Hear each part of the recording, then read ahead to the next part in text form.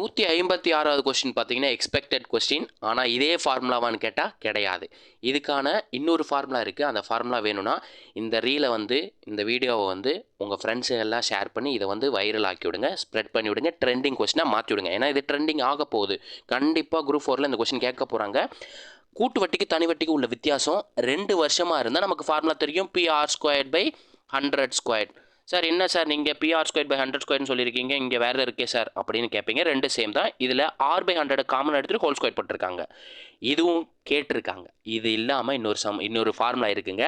என்ன ஃபார்முலானா 2க்கு உள்ள டிஃப்ரென்ஸுங்கிறது சிம்பிள் இன்ட்ரெஸ்ட் இன்ட்டு R/200 அப்படின்ற இன்னொரு விதமான ஃபார்முலா. இந்த ஃபார்முலா இருக்குது. இதை நோட் பண்ணி வச்சுக்கோங்க. கண்டிப்பாக இந்த குரூப் 4க்கு இதை வச்சு கொஷினோ அல்லது சம்மோ கேட்க போகிறாங்க. இதே ஃபார்முலாவை கேட்டாலும் அதிகமான வாய்ப்பு இருக்குது.